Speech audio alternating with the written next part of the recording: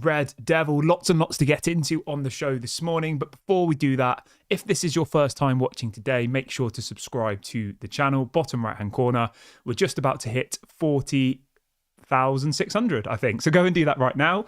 And be sure to like the video as well. Let's try and see 500 likes on today's show.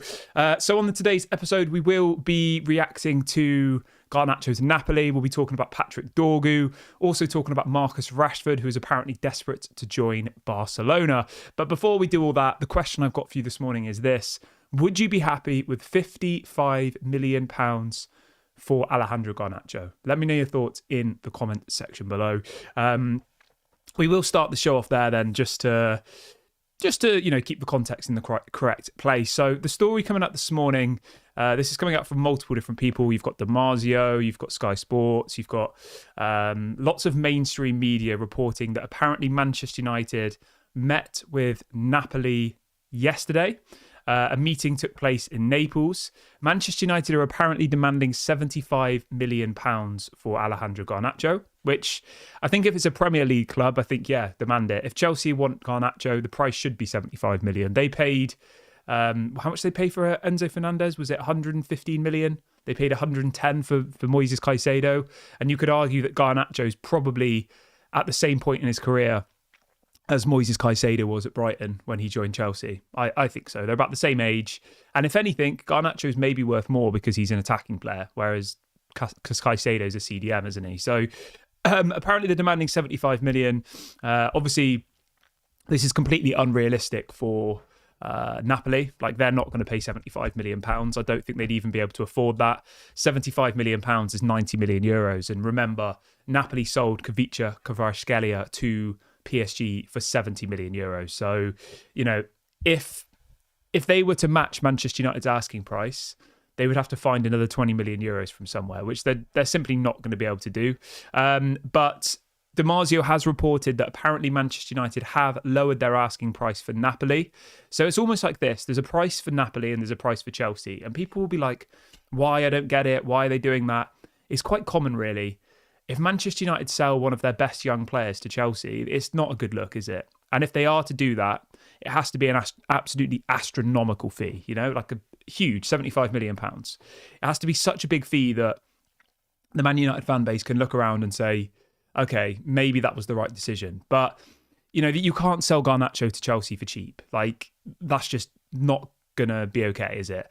So Damasio is reporting this morning that apparently Manchester United have lowered their asking price to 65 million euros, which is in pounds.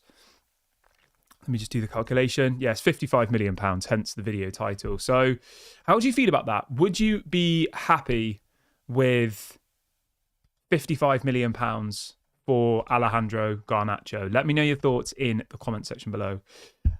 I don't know. I think it's probably a fair price. I think it's a fair price now, but if he goes on to be a world-class player, I could see him be worth double that in a couple of years. That's my only fear, but it could go either way. He might go to Napoli and flop, but I can't see it personally. I think Garnacho is very talented. I think in a 4-3-3 system, he's absolutely lethal. And I think that if he goes to Napoli, he'll probably be very successful. And I think in 2 or 3 years, he'll probably get a move to Real Madrid for over £100 million. That's my prediction. But then there'll be people saying, well, why are we selling him then? I'm not convinced that Garnacho at Manchester United will have that same trajectory, to be honest. And that's why I'm somewhat okay with selling him, because I think when you boil it all down, right? Yes, it's a disgrace that Ineos are selling our youth players. I agree with that.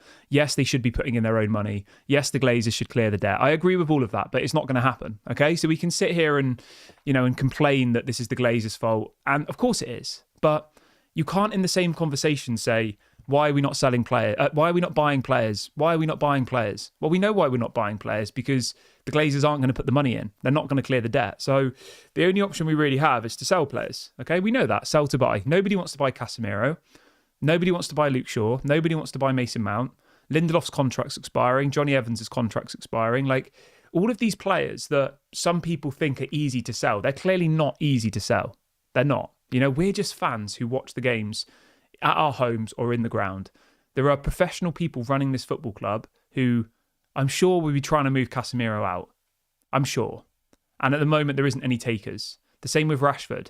Rashford has been offered around Europe and nobody wants him. So it's easy for us to sit here and say, oh, it's a disgrace that Rashford's not being sold and Garnacho is. Well, at the end of the day, people want to buy Garnacho and people don't want to buy Rashford. You know? We couldn't even sell Anthony. We're having to pay half of his wages for him to go to Real Betis. So the point I'm trying to make here is, I think for the player, I think he's not getting opportunities at Manchester United, okay, which is a fact. He's not. He's not getting picked. If you look at the game time Garnacho's had under Ruben Amorim versus the game time he had under Erik ten Hag, it's like light and day. He played every single game for Erik ten Hag. He was the starting player in his team and he was doing really well. Ruben Amorim comes in and he's getting 20, 30 minutes here and there, and that's it. Which says it all to me. He's been fit. He's been available.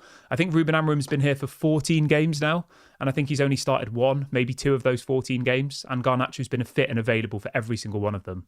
He only plays 20 or 30 minutes. So if you want to create a whole agenda or, an agenda, I guess, then really the question would be this. Why did, and just to be clear, this is not what I'm wanting to happen, but I'm just putting it out there. Why did Ineos, if they value Garnacho so much, why did Ineos bring in a manager who plays a formation that doesn't suit him? I mean, that's a fair point, isn't it? The same with Rashford. Why did they bring in a manager who plays a formation that doesn't suit Rashford either?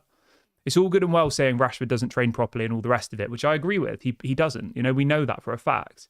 But at the same time, the formation that we play now doesn't suit a lot of our attacking players, because in Ruben Amorim's team, the attacking wingers play as wing-backs. And we know for a fact that Garnacho and Rashford defensively are weak. Very, very weak. Maybe that could be improved, maybe, but I still just can't see it personally. You know, if you look at the best defensive wing-backs in Europe, it's people like Frimpong. It's people like DiMarco at Inter Milan. You know, it's people like that. What's he called? Alphonso Davies. These people are elite physically. They're very strong, very good defensively, but they're also good going forward. And Rashford and Garnacho aren't that. So as much as it's disappointing, I think the bigger question is this, really. This is actually the question that the Man United fan base should be focusing on. Okay? And this is going to rustle some feathers this morning, but I think it has to be said. If Ineos make this decision to sell Garnacho, okay, they can't be sacking Ruben Amorim if the results keep going badly. They can't. Because the likelihood is, right, if they get rid of Ruben Amorim at some point, I hope that doesn't happen, but if we keep losing games and we end up 1 point off the relegation zone, it'll be almost impossible for them to not sack him, won't it? Because the likelihood is, right, we're not going to find another manager who plays a 3-4-2-1, and it's a massive risk that they've made here, because not many managers play 3-4-2-1. It's mainly back fours, 4-3-3, 4-2-3-1. You know what I mean? Like, very few managers in world football play the formation that Ruben Amorim plays. I know Conte did it at Chelsea. I know Tuchel's done it a few times, but generally most managers play 4-3-3 or a variation of a 4-3-3. And the point I'm making here is, right, it's all good and well selling people like Rashford, selling people like Garnacho, but that for me means that you have to 100% commit to Ruben Amorim, which is fine. And I think we should do that. But there can't be any murmurs coming out about, oh, we think we've made the wrong decision. Oh, maybe we should change manager. Like, they need to 100% back Ruben Amorim in the transfer market. And it needs to be like a 5 or 6 year project. It has to be, like it is with Arteta at Arsenal. You know, 5 or 6 years minimum. Because otherwise what will happen is this. You'll sell people like Garnacho and Rashford. And then if you get rid of Ruben Amorim, you'll probably go back to a back four. And then who plays in those positions then? Who plays as the wide wingers then? You'd have Ahmad on one side, and that's pretty much it. Anthony will be gone by then. Who else is there? Rashford will be gone. Garnacho will be gone. There'll be nobody. You'll need to bring in 3 new wingers. And I think by that point, as I said, Garnacho will be at Napoli. He'll be absolutely tearing it up, and he'll probably be worth double what we sold him for. That's the big risk. So in short, I'm okay with this. If they're 100% behind Ruben Amorim and he's going to be the manager no matter what for the next 3 to 5 years, and they don't sack him, and they back him in the window, they spend a fortune, they clear out the squad in the summer, then I think that this is an okay decision to make. But if there's any doubt about whether the formation is right, about whether Ruben Amorim was the right man, then this is the wrong decision. Because Garnacho's only 20 years of age. He's only going to get better from here. He doesn't suit the current system. But the point I'm making is, if this current system's only going to be here for a year because you're then going to sack the manager, then you're going to regret this decision. But looking at it from a more cynic perspective, maybe they just want the money. Maybe they're not thinking about any of the stuff we're talking about. My opinion here is purely based on football and based on what's best for the club from a footballing side. Whereas the Glazers and Ineos might just be sat there this morning saying, this is £55 million straight profit. That's all we care about. And that's obviously something we have to consider, because we know that the Glazers only care about money, and we know that Jim Ratcliffe as a businessman only cares about money. So there is a very strong possibility that Ineos aren't really thinking that far forward and just see the dollar signs in their eyes this morning with Napoli willing to give them 55 million for a youth player. That's probably the most realistic situation here. But I'd be very interested to see what you guys all think about this. I think it's a difficult situation. And, you know, as I said, if they sack Ruben Amorim next season or the season after, then this will be a mistake. 100% mistake. Because as a left winger, Garnacho statistically, of his age, is the best left winger, statistically, of his age. I saw a stat yesterday, I think it was on Sky Sports, and since the beginning of last season, Garnacho's created the most opportunities and scored the most goals out of any player under the age of 21 who plays in the same position as him.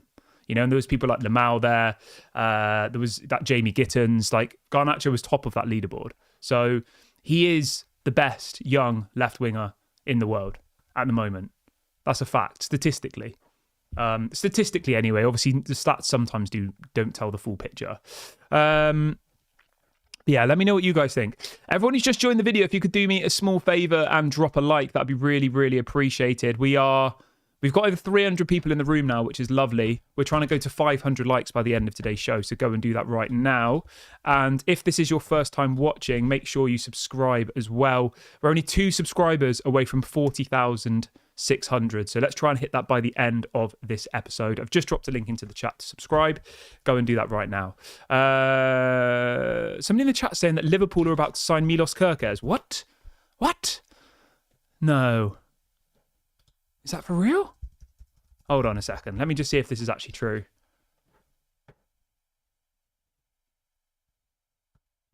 I can't see this story anywhere. Where are you getting this story from? Yeah, I don't know. Somebody in the chat's just told me that Liverpool were going to sign Milos Kerkez, but I can't see any reliable journalists saying that that's true. So I think that might be a fake story. But anyway, let's move on from that. Let's move on over to Patrick Dorgu. Okay, so Patrick Dorgu, this is a weird one, really weird. So I've never seen this happen before, ever. The president of Lecce, the football club that Patrick Dorgu plays for, did an official interview yesterday with Sky Sports. And this interview took place after he met with Manchester United in order to agree a deal for Patrick Dorgu. I mean, how weird has the football world gone that now directors of football, after having a private meeting with another football club and then doing interviews with the mainstream media, telling them what happened? I mean, it's bizarre. I've never seen this before. I'm sure it has happened, but not with Man United. So the Lecce president, his name is Sticci Damiani, he said the following. This is on an interview with Sky Sports last night. He said, "We met with Man United and were told that our plan..." Sorry, let me start again. "We met with Manchester United today and we told them that our plan is to keep our key players, including Patrick Dorgu. We're delighted to have Manchester United here to make a proposal, but our target to stay in Serie A is crucial." I mean, to me, this is just a game of cat and mouse. It's the classic transfer business malarkey. Fabrizio's come out saying that apparently Lecce want 40 million euros for Patrick Dorgu. 40 million euros? Where the hell have they got that valuation from? If Garnacho is only worth 65 million euros to Napoli, who play in the same league as Lecce, he is statistically the best left winger of his age in world football, statistically better than Lamine Yamal, statistically better than Jamie Gittins. You can go and look at the stats yourself, right? Maybe you prefer Yamal, maybe whatever. That's irrelevant. Statistically, goals, assists, chances created, Garnacho is the best under-21 player in world football at the moment, statistically. So where the hell have Lecce got a 40 million euro valuation for a player who's playing for a team who are about to get relegated in Serie A? I think he's the same age as Garnacho as well, isn't he? Patrick Dorgu. Let's have a look. Yeah, he's 20 years of age. And the other thing as well, right? This guy's a left back. He's not even an attacking player. 40 million euros. If you go on Transfer Market, which is usually quite reliable, it says that his value is 20 million euros, which I think is probably fair. You know, if this was like a Bournemouth or a Southampton or an Aston Villa trying to sign him, he'd be 20 million euros. But as soon as Manchester United come knocking, it's 40 million euros, which is an absolute joke. So Fabrizio Romano's come out this morning saying that Lecce are demanding 40 million euros for Patrick Dorgu. He says that Manchester United have offered 30 million euros plus an additional 5 million euros in add-ons. So 30 million euros is 25 million pounds. I think that's fair. I think it's still a little bit over the top.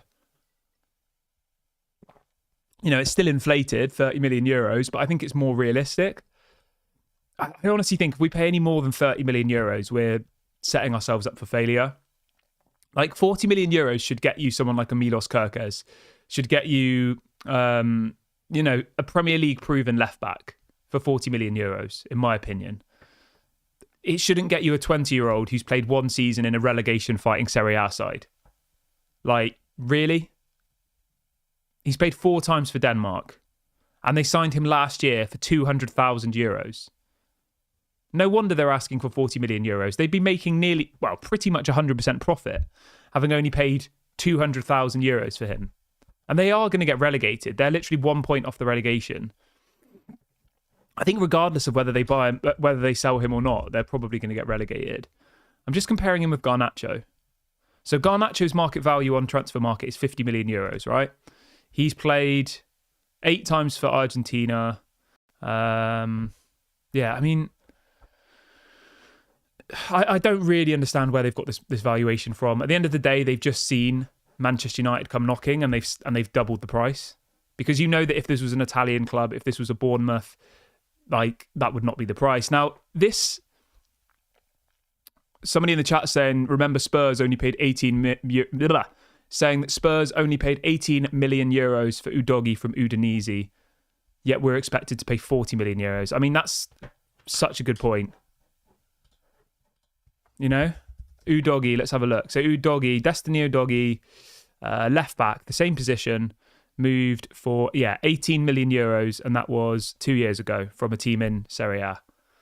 And Lecce are expecting us to give them 40 million euros. It's laughable. There's no other way of describing it. Absolutely laughable.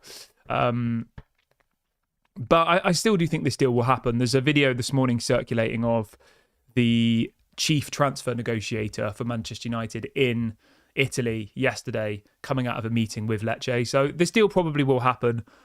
And the most likely situation will be that Man United probably overpay again. And in a year's time, there'll be people saying, why did we pay 40 million euros for this player? He's not very good. And maybe that sounds harsh, but I think the problem that we have is, and why a lot of the players fail at Manchester United is, we pay too much money for them. And then from day one, the expectation isn't, oh, we've brought in a young 20-year-old, let's give him time. From day one, the normal football fan will say, well, you paid 40 million euros for him. You know, he's got to be good. He's a left back. 40 million euros is a lot of money. And then they come in, they don't hit the ground running, and then the rest is history. And that's what happens so many times at this club, you know? I mean, Malacia was the kind of only exception, really. Malacia was a cheap signing, and still 90% of people who support Man United think he's not very good. Like, we paid 15 million euros for Malacia. And can you honestly say that this Patrick Dorgu guy, at the point of us buying Malacia, was any better? Probably not. They were probably like a similar level player. I know they're slightly different. I know Patrick Dorgu's a lot more attacking, but you get the point I'm making. You're buying a left back from a lesser league. Like, it's a risk. But yeah, the bid's gone in anyway. I think from what I've read, Lecce have rejected this first bid of around 30 million euros. And, you know, all that's going to happen now is that Man United will probably go back and offer more money, which is just dumb. Very, very dumb. Let's see what people are saying in the chat. There's lots of people in the chat saying, why are we not just buying Alvaro Fernandez back? I would agree. If anybody watched the Benfica game yesterday, Alvaro Fernandez was absolutely phenomenal again yesterday for Benfica. He got 1 assist. He should have got a second. His stats this season have been absolutely, very good for a left back. He's averaging a goal or an assist every 3 games, which is amazing. When was the last time one of our left backs got a goal or an assist? I can't remember them, probably years ago. And obviously, remember with Alvaro Fernandez, we have this buyback clause, right? The buyback option is available now. We can go and do that today, and it's only £16.7 million. Okay, so the question I've got for you now is, what would you rather do? Would you rather bring back Alvaro Fernandez for £6.7 million? Or, alternatively, would you sign Patrick Dorgu from Lecce for £34 million? That's the asking price of Lecce. So, Patrick Dorgu is going to cost Man United more than double of what the buyback clause for Alvaro Fernandez is. Alvaro Fernandez plays in the same position, the same age. He knows Manchester already, obviously having come through the youth academy, which also, remember, just on a little side note, obviously because Alvaro Fernandez has come through the youth academy, he'll be classed as a homegrown player, which is obviously important. You need a certain amount of homegrown players in your squad. When did he join? Yeah, he joined Manchester United at the age of 15. So yeah, he'll be classed as a homegrown player. He joined from Real Madrid at the age of 15. It's something to do with you have to have played a certain amount of games in the youth team before a certain age. So he'll be classed as a homegrown player. So what would you rather have? Alvaro Fernandez for 16.7 million or Patrick Dorgu for 34 million pounds from Lecce? Both in the same position, both the same age. Arguably, Alvaro Fernandez is playing for a better team in Benfica, in a better league, and he's also playing in the Champions League. He's played 7 times in the Champions League this season, whereas Patrick Dorgu is playing for a team who are about to be relegated in the Serie A, obviously not playing Europa League or Conference League. As well, just to look at the stats, so far this season, Patrick Dorgu has got 4 goals and assists in 22 games, okay? So that is, let's have a look. So we do 22 divided by 4. So he's averaging a goal or an assist every 5.5 games, Patrick Dorgu, okay?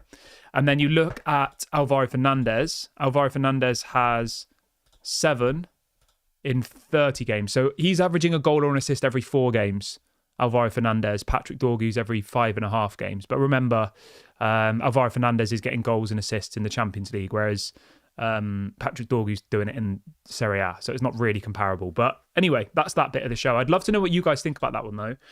Who would you go for? I think Alvaro Fernandez is a really, really good option. I don't understand it. I don't understand why we'd pay 34 million for Patrick Dorgu. I think it's a complete waste of money. I'm sorry. And I'm not being negative here. I'm just being honest. I think, we're being told constantly that we don't have money. We're being told constantly that we're having to reduce wages. We're having to get rid of staff members. We're having to get rid of Sir Alex's money, all the rest of it. You know all the situation. But then you go and spend £34 million on a left back who plays in a relegation fighting Serie A team. When, as somebody said a couple of minutes ago, if you look at the recent transactions from that same league, people like Udogie moved to Tottenham from a Serie A side for half of what we're going to pay. It just doesn't make sense, and it's just another, in my opinion, bad signing. So that's not right, actually. It's not a bad signing. I think he could be a good player, but I think the deal is a bad deal. That's the point. I think, if he comes, I'll obviously back him, but I'm very hesitant about spending this amount of money on a player who's, let's be honest, not worth that amount of money. He's worth probably half of that, and that's being kind. So again, it's just Manchester United getting their pants pulled down, realistically, which happens every single time. It happened under the Glazers. We thought it was going to get better under... we thought it was going to get better under Ineos, but it hasn't really. So, yeah. And I think, when you just summarise it like this, right? Lecce are asking for 34 million for Dorgu, and Napoli have bid 42 million for Garnacho. Imagine that. We sell Garnacho for 42 million pounds, and then we sign Dorgu for 34. I mean, that would be a disgrace, an absolute disgrace. But yeah, you can let me know what you guys think in the comment section about that one. I feel bad, bashing a young player who hasn't joined yet, and I just want to be very clear. This has, there is some breaking news coming out here. This is coming from Fabrizio. Fabrizio is reporting this morning that Napoli have now officially bid 50 million euros package, add-ons included for Garnacho. I mean, that's a joke, isn't it? 50 million euros including add-ons. That is honestly laughable. So it's 42 million pounds, including add-ons. So it might be like 35 up front plus 7 in add-ons or something like that. Even if it was 50 million euros plus add-ons, that would still be a joke, I think. I think like the very, very minimum for me, very minimum would be like 60 million euros plus maybe 20 million euros worth of add-ons, something like that. And maybe even a sell-on clause, like a 25% of a future sale. It would have to be something like that for me, because I'm telling you now, Garnacho will go to Napoli, and I reckon in 2 years, 3 years, he'll be worth double what he's worth now. Because he'll be the starting left winger for Napoli, remember. He'll take that spot that Kvaratskhelia was occupying. And I'm telling you, in 2 or 3 years, he'll be in a Real Madrid shirt and he'll have cost 100 million. And we'll be sat here saying, we were stupid enough to sell him for 40 million pounds. And this is going to sound really negative, but I'm going to say it anyway. And Ruben Amorim probably will be sacked by them as well. And we'll be looking for a left winger. That's probably... And I know, like, just to be clear, right? I back Ruben Amorim. I want him to succeed, but let's be honest, no manager succeeds at Manchester United, realistically. I said it at the beginning when we signed him, Ruben Amorim. I said I'm excited, but I said it's 50-50 as to whether he'll succeed, as it is with anybody. If Pep Guardiola was announced as the Man United manager tomorrow, I'd say it's 50-50. If Sir Alex Ferguson came out of retirement tomorrow and was the new Man United manager, I'd say it's 50-50, because we all know that this club's rotten to the core. You can bring in any manager you want. You can bring in any big-name player you want, and it's still a massive risk as to whether it works. There's no guarantee with Manchester United anymore. So, yeah, in 2 or 3 years, I'm almost certain we'll be sat here with a £100 million player moving to Real Madrid, and we'll have no Ruben Amorim. We'll be playing a 4-3-3 formation, and we'll probably be sat there saying, oh, we need a left winger. Oh, we don't have any money. It's sell to buy. Oh, do you know what I mean? It will just be the same. Somebody in the chat says, what about Victor Gyökeres? I don't know. I mean, obviously we're interested in Gyökeres, but we're not going to get him in January. It's more of a deal for the summer. So, yeah. Maup says we're stupid. This club doesn't know what it's doing. I agree. And I think a lot of this is on Ineos, isn't it? And as somebody says in the chat, we don't even have a director of football. Ineos decided to get rid of, what's he called? Dan Ashworth. They got rid of him, didn't buy a replacement or find a replacement, and now we've got no director of football. You've got Jason Wilcox as the director of football, who's never done that job in his life, I don't think. We might have done it at Southampton maybe for a bit, but it's not comparable, is it? Being the director of football at Southampton is not the same as being the director of football at Manchester United. I'm sorry. It's just not. Fabrizio also says that apparently Chelsea made contact with United and Garnacho and are now deciding whether to bid or not. So just to be clear, this is just the opening bid. 50 million euros. Obviously, Man United have rejected that, which I would be disgusted if they accepted 50 million euros, including add-ons. I think there'd be absolute mass outrage because that's a joke, especially when we know that Napoli have 70 million euros in the bank from the Kvaratskhelia deal. For me personally, like the very, very minimum we should be getting is the money that they got for Kvaratskhelia, realistically, which is 70 million euros, 60 million pounds, including add-ons. That would be the minimum. Because at least then, as a fan base, we can look at it and say, maybe I'm not happy that this has happened, but Kvaratskhelia is probably a player with equal stats in the same position, and he moved to PSG, who have more money than Napoli for 70 million euros. So you can kind of look at the transfer market and say, I understand where the valuations come from. Okay, maybe this is an acceptable deal to do, but they're a joke. They're an absolute joke. And Napoli are a joke. The fact that they're offering us 20 million euros less than what they got for Kvaratskhelia, and they think that we're going to accept that. Like, why would we do that? We know that they have 70 million euros. PSG have given them that money. So anyway, let me know what you think about that one.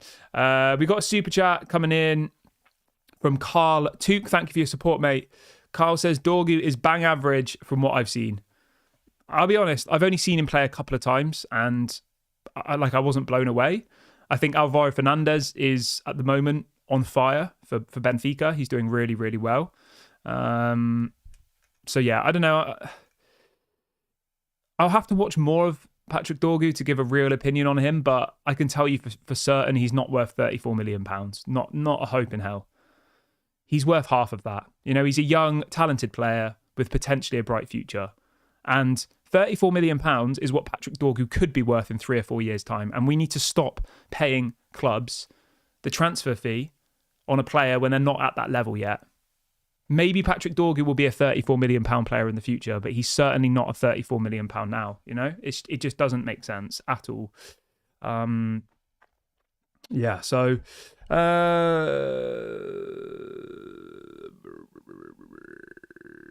somebody says, if we don't have any money now, where are we going to get money in the summer? We'll get money in the summer by them getting rid of players. It's a lot easier to sell players in the summer. We know that, okay? We know that in January, it is always difficult to do deals because it's just a different market. The summer is the main market in football. And if you look at the squad we have, right? Lindelof's leaving in the summer. That's 150 grand off your wages. Eriksen's leaving in the summer. Both of their contracts are up. That's another 150 grand off the wages. Johnny Evans is leaving in the summer. Contract expiring, another 50 grand off your wages. So already from those three players alone, right? So without even having to sell any players, okay? Manchester United will save £26 million a year in wages from Johnny Evans, Lindelof, and Johnny Evans, which is mental, isn't it? 500 grand a week we pay those three players combined, roughly. And then obviously you've got people like Malacia, he'll be sold. Casemiro will probably be sold. Anthony, maybe we sell Anthony to Saudi, maybe. So that's where the money's going to come from. Again, it's going to be selling players. It's going to be getting rid of people like Malacia, Casemiro. Rashford probably will leave in the summer, I imagine. Yeah, so there isn't really any obvious option of players to sell. Tom Heaton's contract also expires as well. I forgot about him. So he'll be gone as well. But yeah, that's where the money's going to have to come from, unfortunately. Selling players. But anyway, I'm going to wrap the video up here, guys. Thank you very much for watching the show today. I really, really appreciate it. Before I leave today, if you can all do me a favor, and as you're leaving, make sure to put the thumbs up, the like. It really helps the channel out. And yeah, subscribe as well, bottom right-hand corner. Thank you very much for watching. Obviously, I will go live if anything breaks during the day. So yeah, make sure the notification bell is on. Have a great day, everybody, and I'll speak to you all in the next one. Bye for now.